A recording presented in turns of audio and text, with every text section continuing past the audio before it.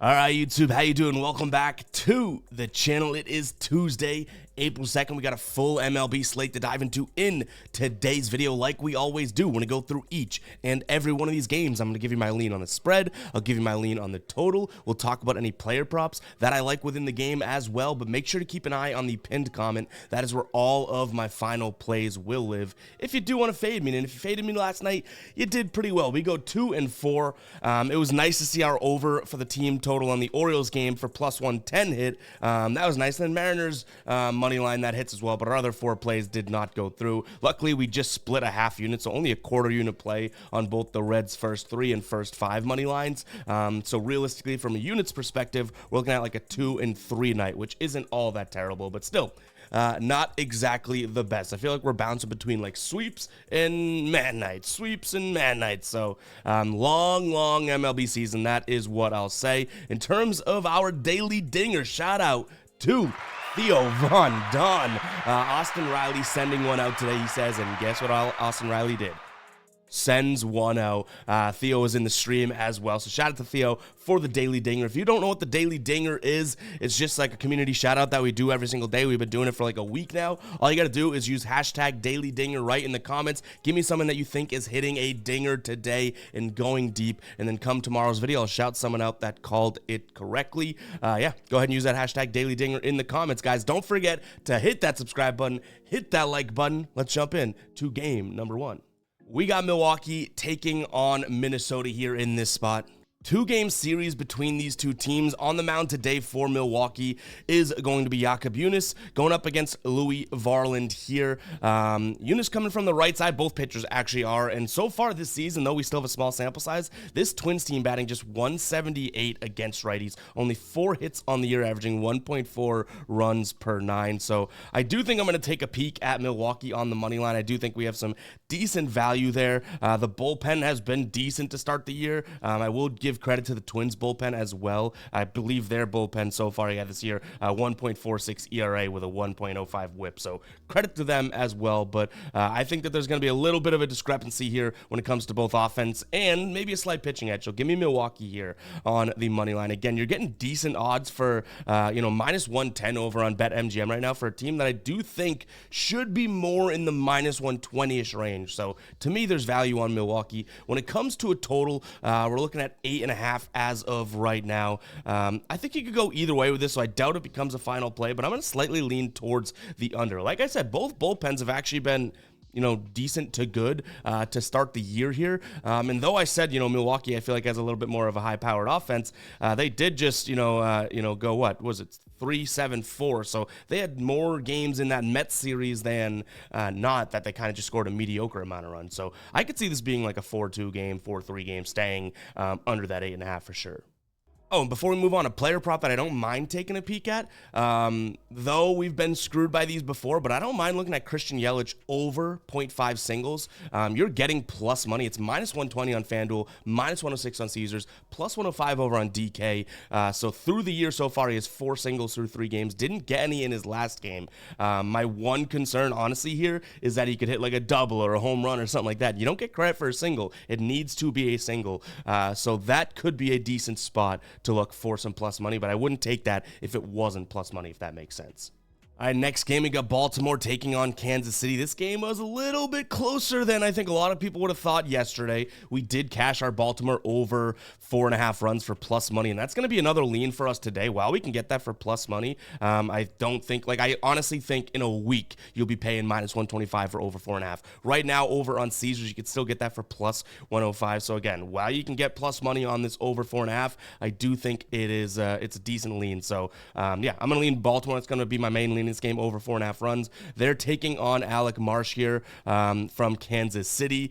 I don't really have any concerns with him pitching. On the mound for Baltimore is going to be Cole Irvin, who I do think is a slight pitching edge over Marsh. So I'll lean towards Baltimore on the money line as well. But that minus 168 price tag, I guess minus 165 on BetMGM. BetMGM, I've been noticing this season, by the way, has some really good odds. So keep that in mind. Make sure you're getting the best odds out there. But nonetheless, still a very, very expensive price tag tag there. But I do think that, Baltimore is the better team. I think Kansas City's fared well against lefties so far in the short season, but still overall 1 through 9, I do like Baltimore. From a total perspective, like I said, I'd much more be willing to roll with Baltimore's team total than anything, because I don't know if Kansas City consistently contributes, but I can't lean towards an under and take Baltimore's team total over. So I'll lean towards the over as well. And then from a player prop perspective, just like yesterday, I do wish that I had more that I liked in this game, because I think Baltimore's offense gets going, but nothing really jumping off the page to me.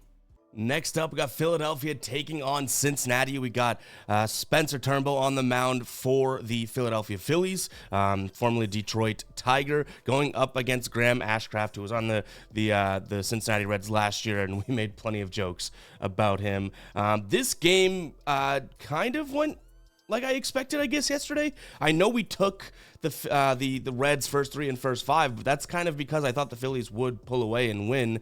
They got off to an early-ish start, but still, that Cincinnati bullpen I just can't trust right now, like literally cannot trust. So for what it's worth and for what it is right now, I'm going to continue to fade them because, we cashed them opening day, and even that I was kind of like, I didn't love how that bullpen was necessarily looking. So yeah, I cannot trust them right now. So I'm going to lean towards Philadelphia in this spot. -142. I also don't mind fading, Graham Ashcraft. I just kind of hope that Philadelphia's bullpen can kind of reel it in, because though I think they have the better bullpen, they seem like, ERA-wise and whip-wise, that they're kind of like a threat away from having some issues. So we'll keep an eye on that. When it comes to player props here in this spot, when it comes to a total in this spot, I'm going to lean towards the under again. Even yesterday, we saw like what would seem to be a decent amount of runs. They only landed at 9, so they did break the over, but this line has jumped up 0.5, and I just don't necessarily agree with that. So I'm going to lean towards the under here as well. But again, this could be something that we consider a first 5 under, a first 3 under, because I'll trust starters on both these teams more than, I guess, definitely Cincinnati's bullpen, for at least until we have some more data to back that, I guess. In terms of player props in this game, I don't really have anything that I'm absolutely loving. We could look at Jonathan India again, over 0.5 bases. He's been crushing it this season, going up against a right-handed pitcher today. He bats righties better than he does lefties. My concern is that, is he too hot? He's had 1 base, 2 base, 2 base, and 3 bases so far. So what is that? That is 8 bases in 4 games. Like, at some point, he has to cool off, right? Also, looking at Encarnacion Strand, another spot we could look at 4 bases, but nothing is like over the moon, gotta play it today. I'm wondering if, these guys cool off a little bit here.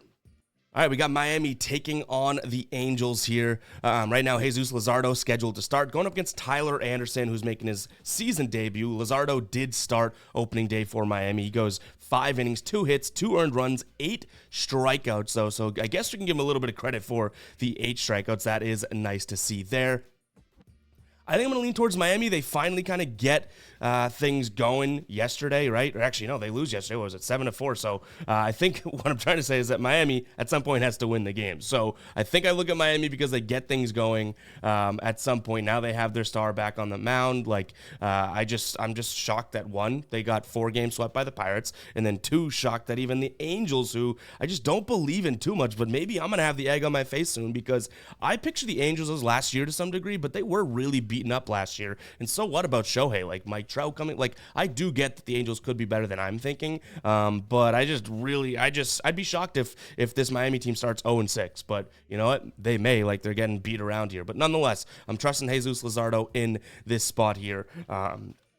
When it comes to his pitching performance today. Also going to take a peek at his potential strikeouts. I don't have a line yet, but I don't mind what it is. He was really just killing it last outing, 5 innings, he had 8 strikeouts. He's probably geared up from opening day, but this is also an LA batting team that struck out a decent amount against left-handed pitchers last year. Going up against fastballs here, a lot of their strikeout percentages actually jump, some of their bigger names as well. So I do think that he could go out there and do it, but I want to see his final line. If it's 5.5, I take it. If it's 6.5, I probably stick away. And then from a total perspective in this spot, I don't have much of a stance there, but at some point I think Miami's offense got to get going, and maybe the Angels pop some in too, so I'll lean towards the over, but that's probably my least of plays in this game. All right, Tampa Bay taking on Texas here. Texas gets the dub. Yesterday, that was Dane Dunning against Pepois. Now we have Tampa Bay's Zach Eflin on the mound here, who was their opening day starter, going up against Andrew Heaney. Or Haney, however you want to say it. I'm going with the Tampa Bay Rays in this spot. I think that they bounce back, and it's a good spot for them overall with their starter on the mound. I think that they have a slight pitching advantage here. When it comes to the bullpens, we have seen a good Texas bullpen to start the year, which it's funny because if you remember last year, what was Texas's issue? Their bullpen started to blow games, and they really couldn't close out, right? Now they're looking pretty good, so shout out to them, but I do think that this could be an offensive spot for Tampa Bay to kind of take advantage of Andrew Heaney and what he is going to do.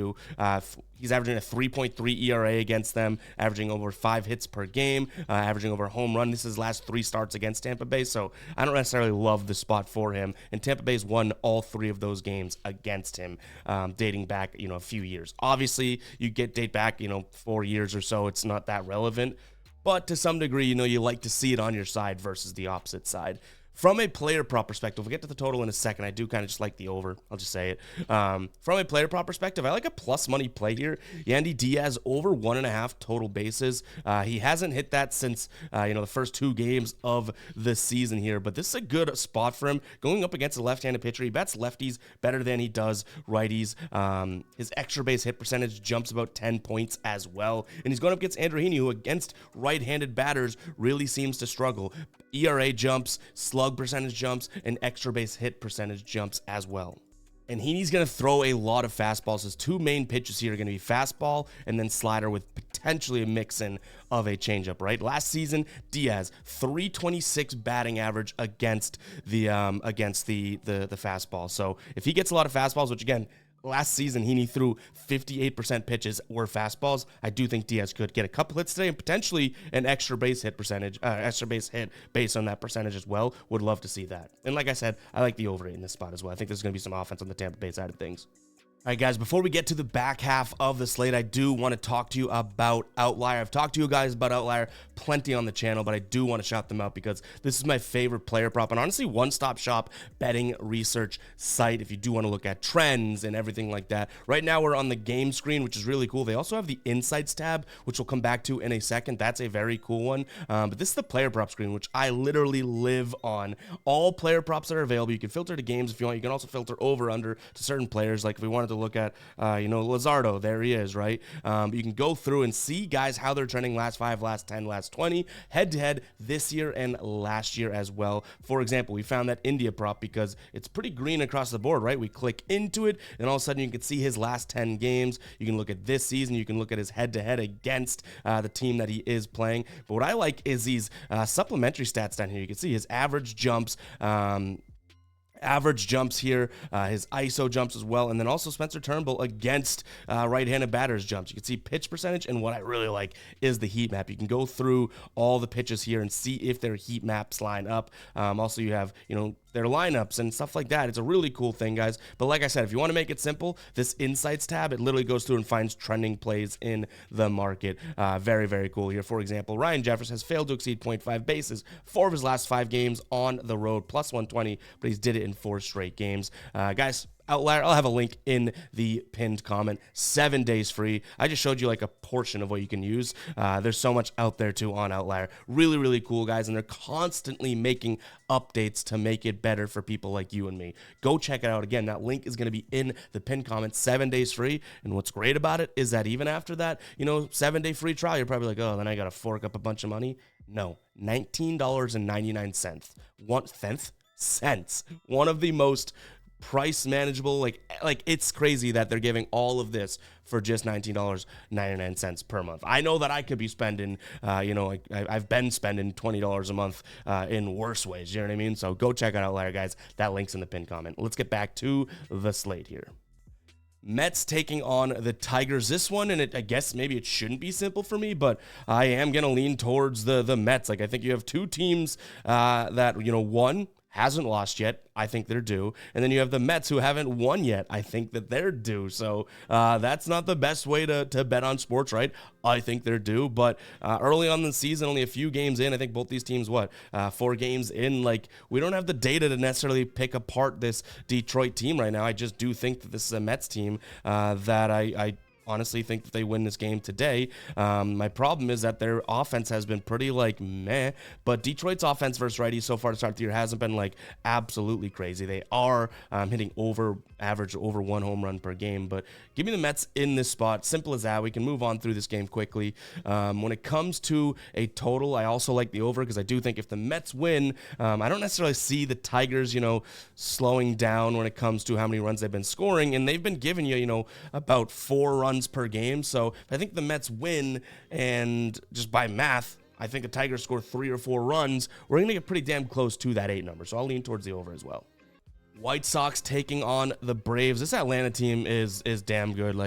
I'm not shocked, I guess, that they lose 1 to Philly, but even yesterday, it's 9-0. Could have called that, I don't know if anyone was shocked there. Today, they're even heavier favorites, -225. So actually, no, I think yesterday they were -290, right? So just as big favorites, honestly, in terms of betting it yes or no. Maybe we can consider them on the run line, but even there's not much value in that spot, to be completely honest. Right now, average odds for them on the run line, which is -1.5, they'd have to win by 2 runs, right, is -135. Isn't that a little bit too much juice? I don't know if that's worth the squeeze either, but nonetheless, I can't see myself getting to the White Sox side of things, so I'll lean towards the Braves in this spot. And then when it comes to a total, I'll lean towards the over. I almost don't want to because at some point the Braves have to kind of come back down to earth, right?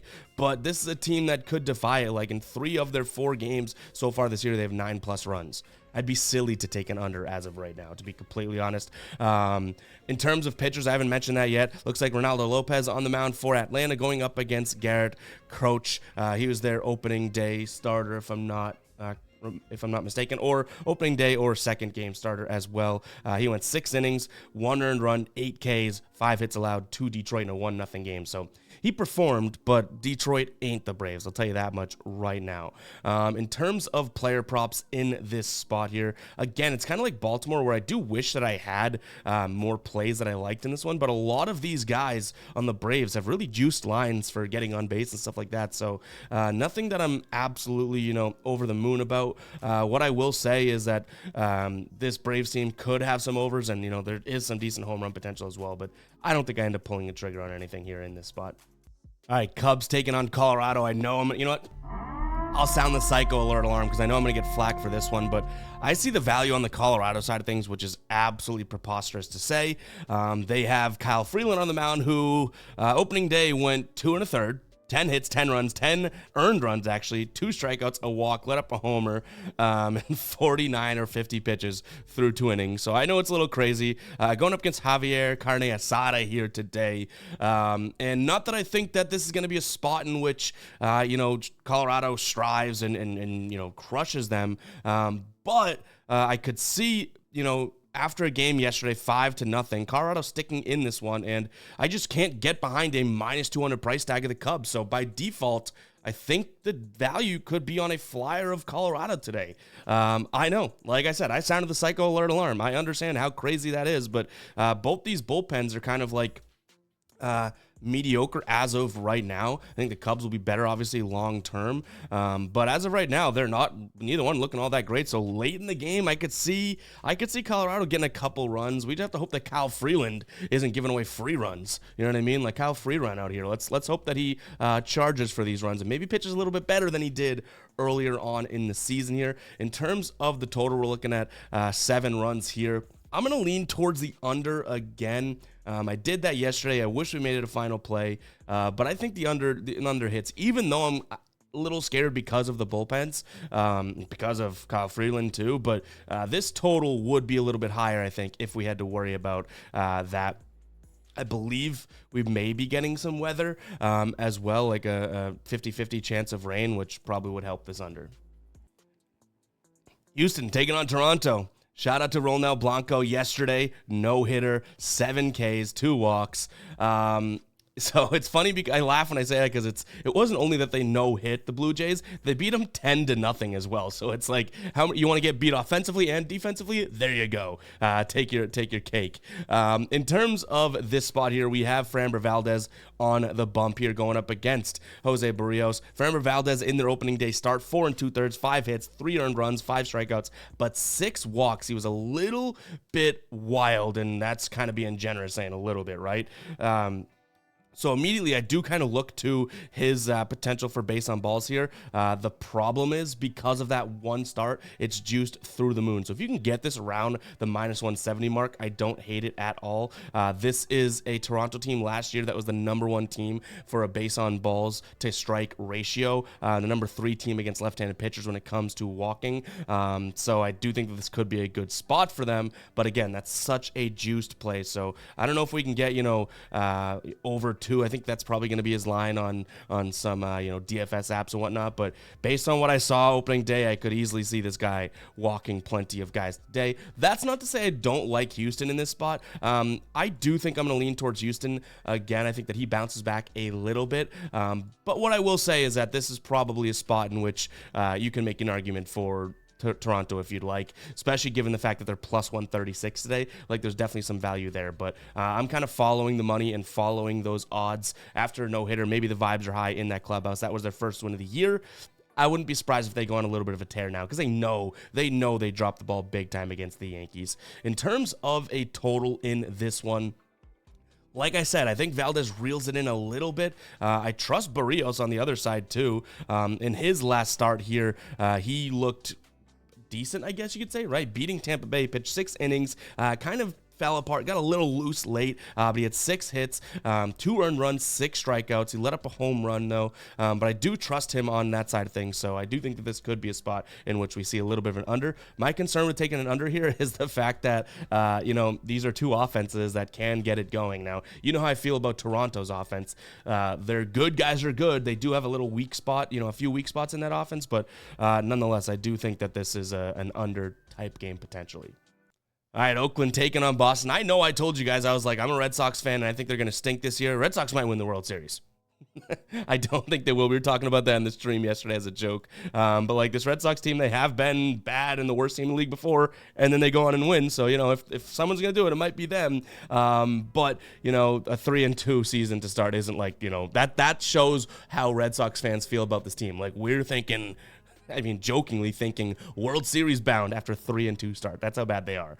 On the mound today, though, Brian Bayo. I do trust him. I think that this guy is legit, and he has a little bit of revenge here. He stunk it up last time he played Oakland, and if you remember last year, Oakland wasn't all that great, but he pitched 4 innings, 6 earned runs, let up 3 dingers. So I think he has a little bit of revenge here. Going up against Alex Wood, who last time he played the Red Sox was 8 years ago, so no use looking into that. But his last 3 starts, including opening day, got batted around. Now, do I think that the Red Sox have the most prolific offense in the league? No, but this is a spot where I can back the Red Sox and actually feel confident about them, which kind of probably means we should be fading them, because if we're feeling confident about a Red Sox team that's this caliber of a team, probably ain't the best move. But I'm going to lean towards the Red Sox in this spot. From a total perspective, I'm leaning towards the under as well. I like Brian Bayo a lot. I know he's, a young guy on the Red Sox, but I really, really am high on him. So hopefully he can do his job. And then again, Alex Wood, let's see if he can reel it in and we can have a low-scoring game here.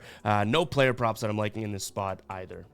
Actually, guys, just to cut in here as I'm putting this video together, I do kind of lean towards Brian Bayo over in strikeouts here against the Oakland A's. It's 5.5 right now, so that could be a spot that we end up rolling with. I know I said no player props, but kind of stumble upon that one as we were in post. So just FYI, I wanted to let you guys know.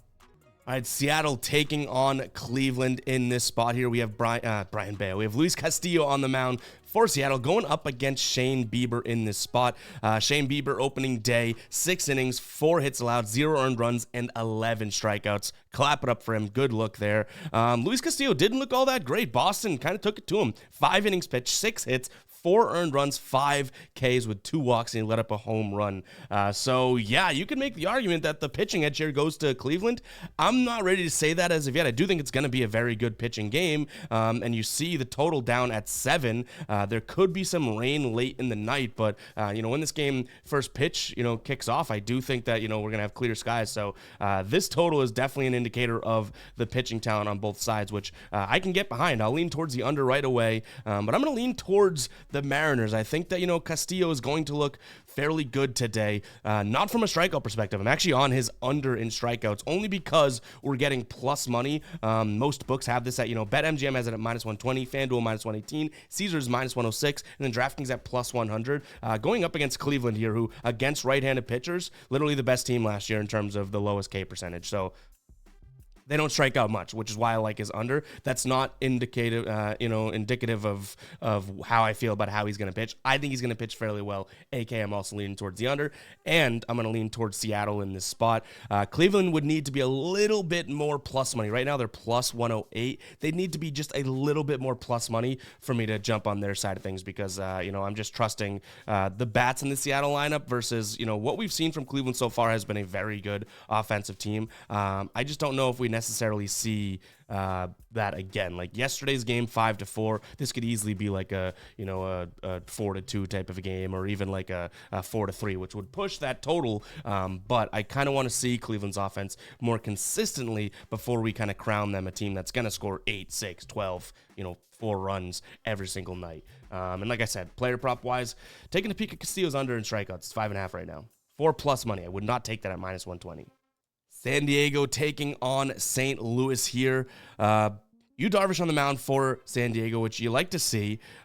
He has pitched twice so far this year. He got that start in Korea against the Dodgers, didn't really pitch all that well. And then he pitched fairly well, true opening day against San Francisco, but, he still only pitched 5 innings, 7 Ks, only 1 earned run though, but didn't really look great. But we saw a little progression, I guess you could say, to some degree. Some of his stuff looked better. He only pitched, they didn't want to give him too many innings in Korea there. So I'm going to trust Yu Darvish in this spot, going up against Miles Mikolas, who really not the best start to his year. Going up against the Dodgers isn't the easiest of tasks, but we saw Yu Darvish do the same thing, and he fared a little bit better. So pitching edge to San Diego in this spot, and they got pounded last night by St. Louis, so I do think, maybe they're kind of like, hey, let's get one back here on them. In terms of what we're looking at from a bullpen perspective, this is St. Louis bullpen that has struggled so far to start the year, but it's kind of the same bullpen situation on the Padres side of things. So I'm also going to lean towards the over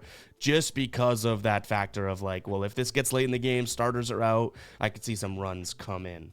All right, Diamondbacks taking on the Yanks here. This game, we had Diamondbacks money line last night, and how'd that one work out? Hint, it did not work out. In terms of what we're looking at, before we get into the game, I do have an EV play, positive EV play that I'm liking, which I guess you could make the argument that, based on the pitchers, this could be a tough one. But right now, for +140 on FanDuel compared to +120 and +125 on DraftKings and BetMGM, you could take the over 5.5 first inning total for +140. So there is a little bit of value there. Do I agree with it? No, but it's a mathematical bet. So if you want to roll with that and you can get it for plus money or anything better than +120, I do think that there is a little bit of value there. But in terms of what I'm rolling with in this game, I expect Arizona to bounce back on the back here of Zach Gallen. Last time he pitched, he looked good, but it was up against Colorado, right? I do think he has a little bit more, strikeout juice in him. But that being said, he only had 3 strikeouts on opening day. And when it comes, you can get some decent money for him to only strike out 5 or less guys, which he's done in 6 of his last 7 starts here. And against the Yankees, he did go off last game, but when taking a peek at his under strikeouts here, this is a Yankees team that's kind of middle of the pack when it comes to strikeouts, but closing out the year and including the first 3 games of this season, a top 10 team when it comes to K percentage against right-handed pitcher. So just saying, for decent odds right now, +100 over on FanDuel and DraftKings, it's minus money on most books, you could get his decent strikeout line. But again, after 3 strikeouts opening day, I could see him coming back with a vengeance. But nonetheless, enough rambling here. Give me Arizona on the money line. I'll also lean towards a full game under. But again, there is some math behind that first 5 over. So a little confusing there, I understand. Dodgers. We got the Dodgers taking on I always want to say the 49ers, and I don't know why. I don't think the Dodgers have listed a starter yet, so we'll wait and see. We got Logan Webb on the bump for the Giants here in this spot. This Dodgers offense still, to me, is in a spot where, they can almost do what they want when they want to some degree. So we'll wait and see who the starter is, but as of right now, I don't mind taking a peek at the Dodgers. My one concern is their money line odds have dropped all the way to -142. Like, are they going to go with an opener and then bring in the bullpen and that type of thing, which if that's the case, we probably pass up on this because this bullpen has not been all that great. That being said, neither has this Giants bullpen, so late game we could see some runs as well. So I'll lean towards the over regardless of who pitches for the Dodgers, but I do want to wait and see who's pitching before we look at any player props and or take a peek at any sort of money line here. But guys, it's gonna wrap for today's show. If you guys made it this far into the video, and I don't know if anybody did, drop a 30 in the comments, 30. If you made it this far into the video, holy crap, you don't know how thankful I am. Like, that is preposterous to me, but I appreciate it so damn much, and I mean that. So again, if you made it this far in the video, go ahead and drop 30 in the comments. Appreciate you guys. We are grinding our asses off on the channel here, and when I see these 30s in the comments, it's like, oh yeah, it's worth it. So appreciate you guys. We'll catch you in the next one. Make sure to check out the NBA show that will be coming out just after this. All right, catch you guys in the next one. Peace out.